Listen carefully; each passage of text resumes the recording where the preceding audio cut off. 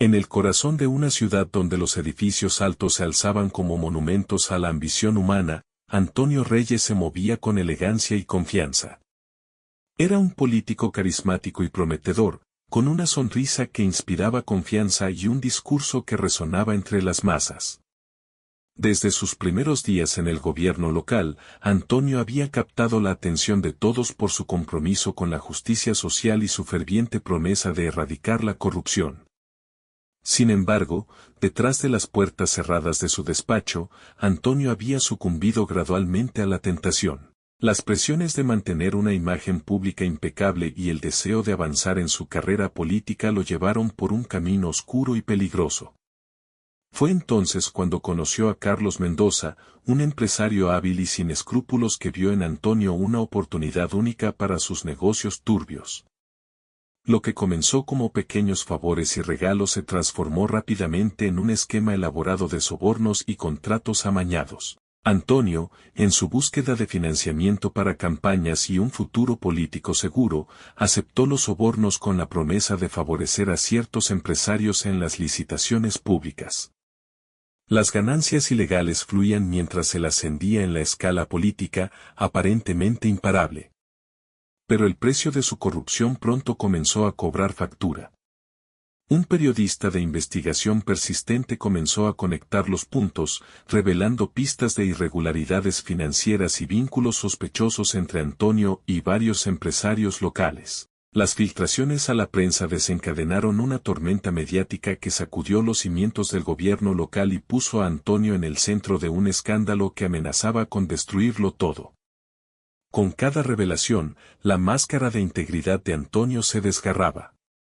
Sus discursos pasaron de ser aplaudidos a ser recibidos con desdén y desconfianza por parte del público y de sus propios colegas políticos.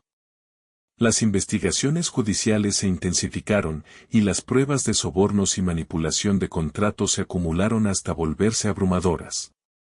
Finalmente, llegó el día del juicio. Antonio, una vez un líder respetado y admirado, se encontraba frente a un tribunal lleno de miradas acusadoras y cámaras de televisión que transmitían cada uno de sus gestos. El veredicto resonó como un golpe seco en el silencioso tribunal, culpable de corrupción y traición a la confianza pública. El abogado defensor, con voz grave, pronunció las palabras que sellaron su destino, su honor: el señor Reyes está preparado para aceptar su condena. Antonio miró a su alrededor, enfrentando las miradas de decepción y desaprobación. La magnitud de su caída era abrumadora. Perdió su carrera política, su reputación y, lo que más le dolía, la confianza de aquellos que una vez lo habían admirado y seguido con fervor. En las semanas y meses que siguieron, Antonio se encontró solo con sus pensamientos en una habitación oscura. Reflexionó sobre cómo había llegado tan lejos, traicionando sus principios por el brillo efímero del poder y la riqueza. Recordó las caras de aquellos que había defraudado, y sintió el peso abrumador de su propia culpa y arrepentimiento. Su historia, una vez un ejemplo de esperanza y cambio, se convirtió en un recordatorio sombrío de cómo la codicia y la ambición pueden corromper incluso a los más idealistas. En su caída, Antonio Reyes dejó una cicatriz indeleble en la política local, una advertencia sobre los peligros de poner el interés personal por encima del bien común.